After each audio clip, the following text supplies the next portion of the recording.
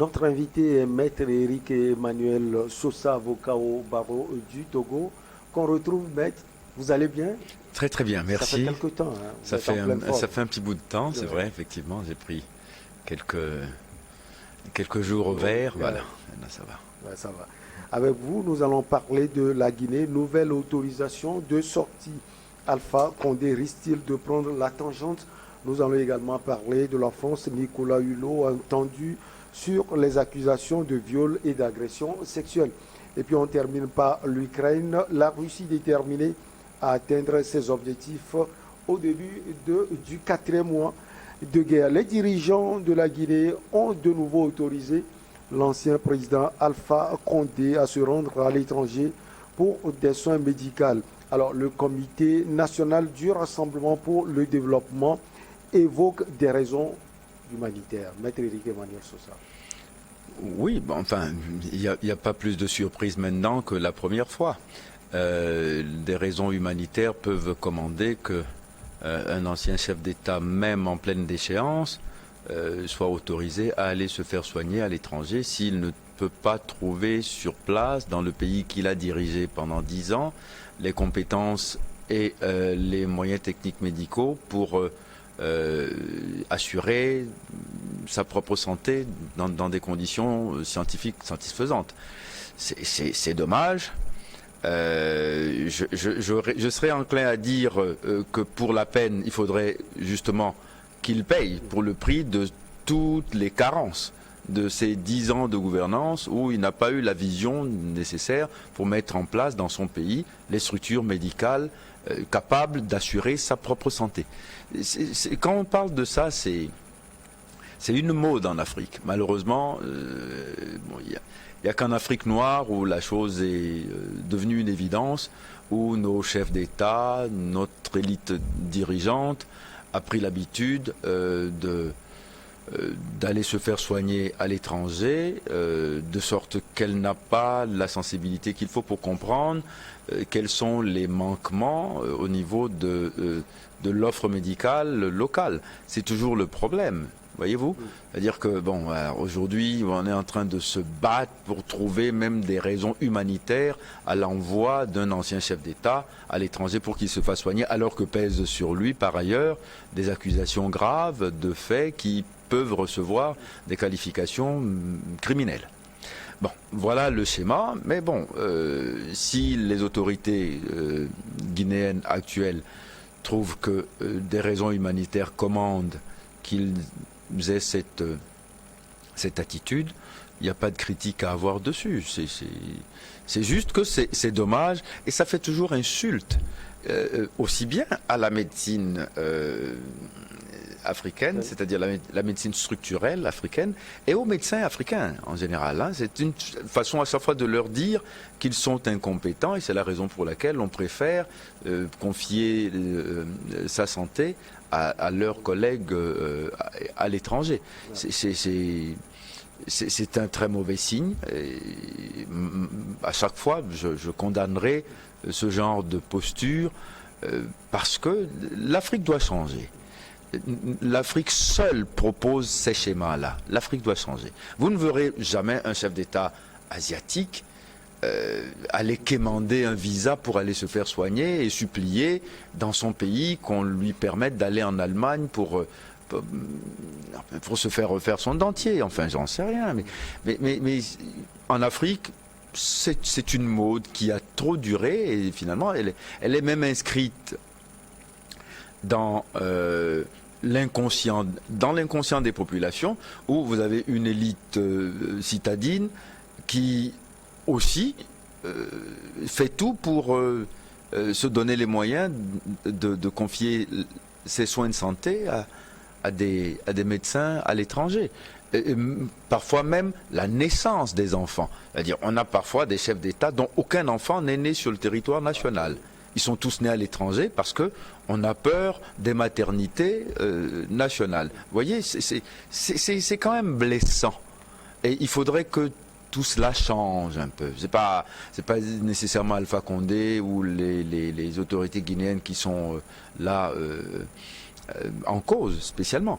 Mais c'est toute l'Afrique. Et il faut qu'une génération entière comprennent que c'est une faillite et qu'on travaille à réarmer notre système médical et sanitaire de façon à ce qu'on ne pense même plus à voyager pour des raisons de santé. Vous avez parlé de toute l'Afrique, c'est ce qui est arrivé aussi. L'Afrique noire, oui. L'Afrique noire n'a pas eu cette chance. Oui, l'Afrique noire francophone notamment. Ouais. L'Afrique noire. Et oui, justement, il y a eu une polémique compréhensible. Il était Premier ministre. Oui, bon, enfin, Premier ministre, c'est vrai, mais vous savez, Premier ministre, vous le devenez par la volonté de celui qui vous a nommé. Ouais. Président, vous le devenez par la volonté populaire. C'est-à-dire que, en fin de compte, un Premier ministre qui ne fait pas ce que veut le Président, il saute le lendemain. Premier ministre, il n'y a pas de fonction plus difficile, plus ingrate que ça. Vous sautez, enfin, vous avez une espérance de vie qui est de 24 heures renouvelable, alors que le chef d'État, il a un mandat. Voyez-vous, c'est pour ça que je dis, je ne reprocherai pas au Premier ministre. Bon, il n'est pas exempt complètement de tout reproche non plus. Mais quand même, là, ici, il s'agit d'un homme de vision qui met en place un système médical où toutes les compétences sont disponibles et où il y a une offre médicale suffisante pour couvrir à des coûts relativement abordables pour satisfaire les besoins de ces populations. Kadhafi l'avait fait, il a réussi ce tour de force. Kadhafi l'a fait. Les Sud-Africains n'ont pas, quand je dis l'Afrique, je nuance, les Sud-Africains n'ont jamais ce genre de problème. Ils ont un service médical de haut niveau. C'est vrai, beaucoup de nos chefs vont d'ailleurs en Afrique du Sud régulièrement, en Afrique du Sud. Au Maroc, en Tunisie, bon, on n'a pas ce genre de problème. C'est toujours l'Afrique. Et je dis, c'est l'Afrique noire francophone qui a le profil de cancre. Et c'est là où on a toutes ces aberrations. Regardez, on a le Cameroun. Quand Paul Biya vient au Cameroun, il vient quasiment en visite officielle. Parce que la plupart du temps, il est en soins sur les bords du lac Léman. Vous voyez, c'est une insulte à l'Afrique. Et ça nous bafoue. Et c'est la raison pour laquelle, vous voyez, ce genre de comportement fait que quand on dit qu'on ne nous respecte pas à l'étranger, c'est pas nécessairement parce que les Africains ne sont pas respectables en soi. Mais ils ont une élite qui a un comportement si peu respectable que finalement ça rejaillit sur les populations africaines. Regardez en Ukraine ce qui s'est passé la dernière fois, où les Africains ont été maltraités, refoulés, parce que personne ne les défend. Vous n'avez pas vu, s'il y a un problème et qu'un Italien se trouve victime d'un enlèvement dans un pays africain, mais c'est l'Italie tout entière. L'ambassadeur d'Italie de la zone concernée ne dort pas. Parce qu'un sujet italien est en difficulté.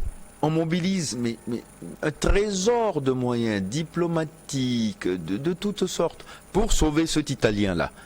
Je parle de l'Italie, c'est valable pour la France, l'Allemagne, etc. Mais si vous êtes Guinéen, que vous avez le malheur d'aller vous promener dans le Bronx et que on vous trucide au coin d'une rue, c'est votre problème. C'est à peine si le consulat le sait. Et parfois même vous avez des problèmes pour faire rapatrier votre corps parce que les autorités consulaires font tellement de difficultés que si vos parents ne sont pas dotés de moyens suffisants, vous allez pourrir dans une morgue où finalement votre dépouille poserait problème. C'est malheureux. Et il faut qu'on soit ferme là-dessus. Il faut qu'on soit sans complaisance. Il ne faut pas tomber dans la démagogie, mais ça fait partie des enjeux de l'Afrique de demain, les enjeux qui nous interpellent tous. Alors, maître, est-ce que Alpha Condé peut prendre la tangence? On sait qu'il va faire face à la justice. Assassinat et autres. Ouais. Entre-temps, on avait parlé du Congo-Brazzaville et de son ami Denis Sassou Nguesso qui ont voulu qu'il vienne rester là-bas. Oui. Est-ce qu'il va en profiter pour prendre la tangence? Écoutez, la question se pose. La question se pose sérieusement parce que on l'a déjà vu, pas loin de chez nous. Blaise Compaoré, confronté aux mêmes difficultés, est allé se réfugier en Côte d'Ivoire, complètement empaillé dans un passeport ivoirien qui lui assure une immunité absolument non négociable. Alors vous voyez, on peut avoir le même scénario, mais vous voyez, à chaque fois, ça donne lieu à des bassesses sans nom, et nous ne pouvons pas, dans l'Afrique d'aujourd'hui, avoir la moindre complaisance pour ce genre de comportement. Voilà.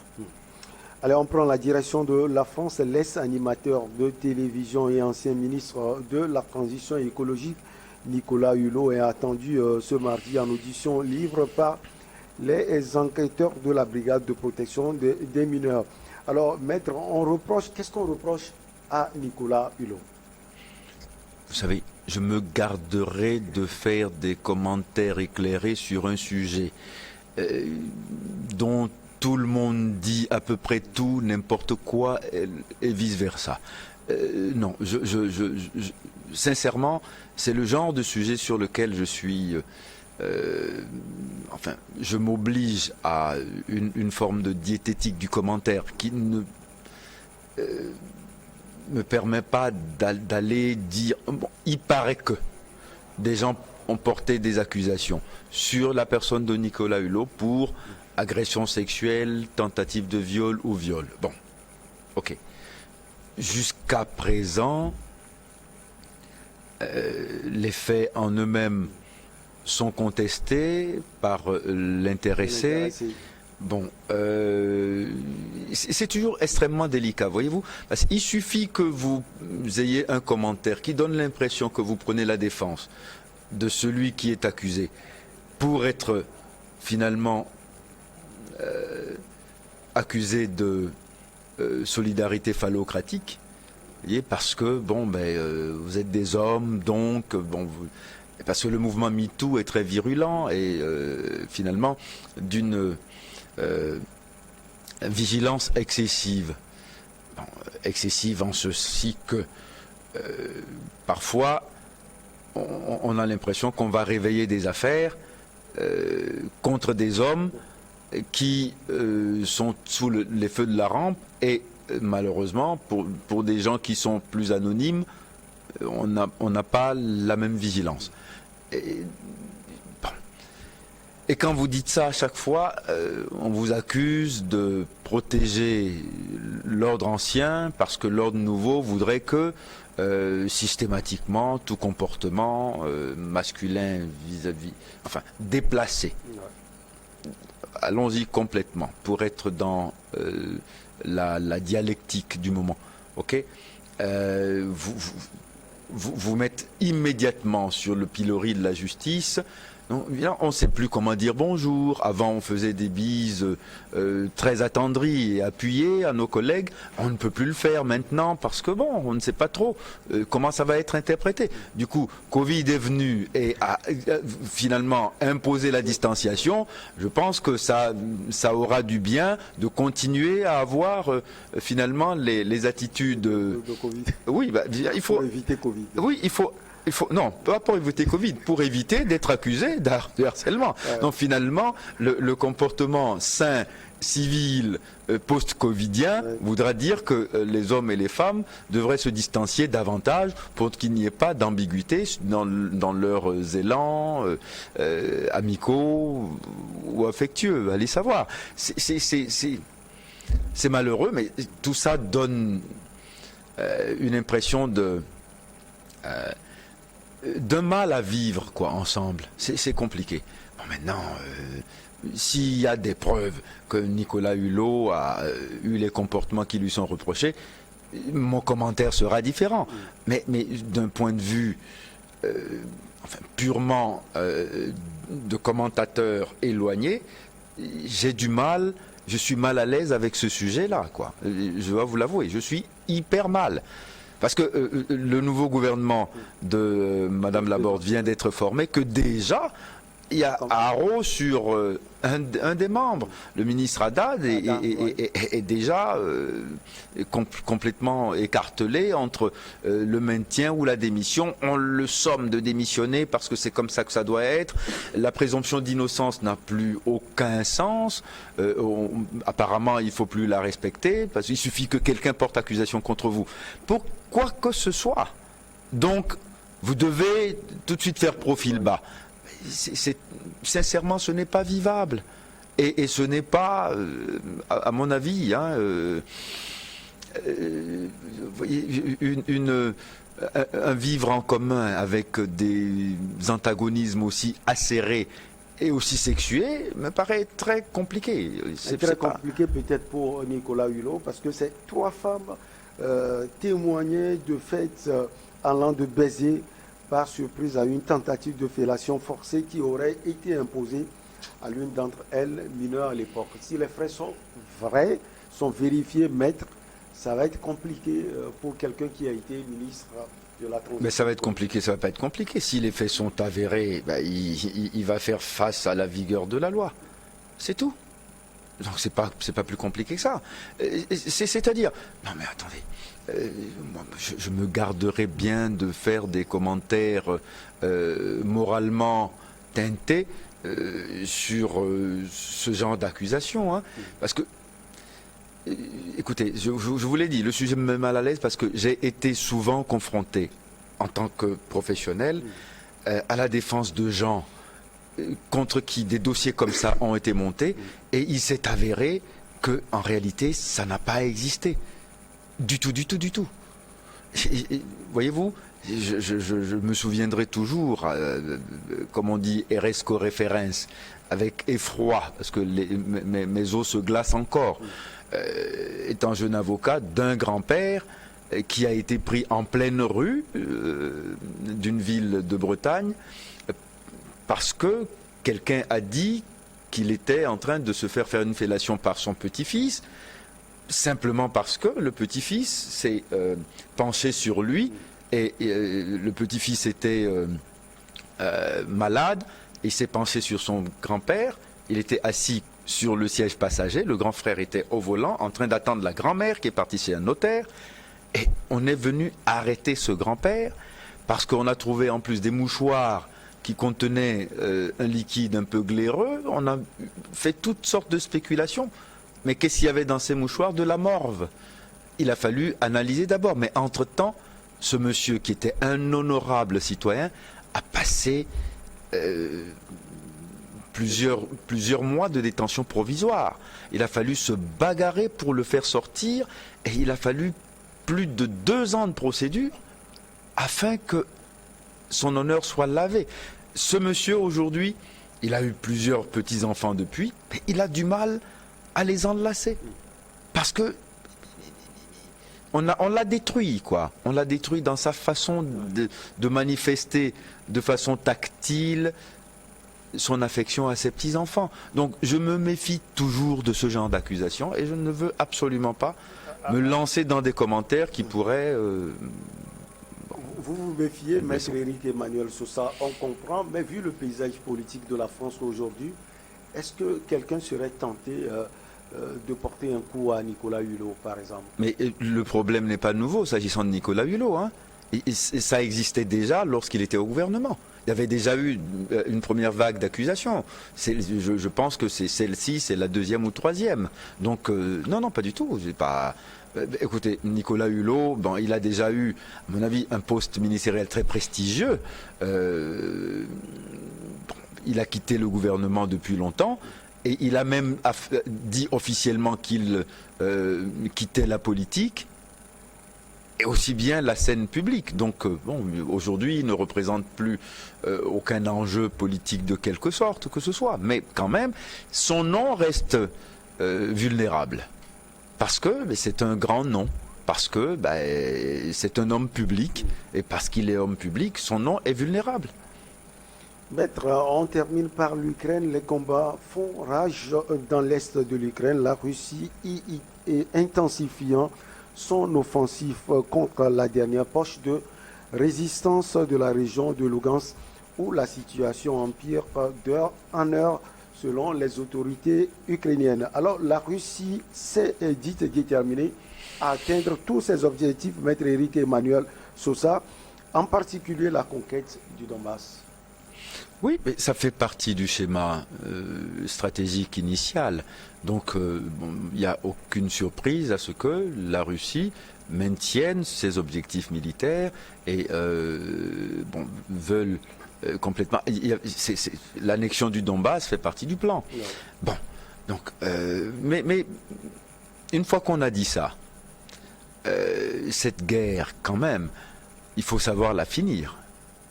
Il va falloir savoir la finir. Parce que c'est toujours ce qu'on dit, hein. On sait comment on commence une guerre, on ne sait jamais comment ça se termine. Léon Tolstoï nous l'a appris dans Guerre et Paix, souvenez-vous Borodino, souvenez-vous Shevardino. Le général Kouzouzov doit toujours être lu et commenté, même dans les états-majors. Parce que, bon, c'est quelque chose de toujours pathétique. De voir qu'on a commencé d'abord par se tuer, par détruire, mais après on va se dire, on s'assoit pour faire la paix. Pourquoi on ne commence pas par la paix? C'est ce qui me navre dans ce dossier. Parce que malheureusement, c'est pas juste une affaire russo-ukrainienne.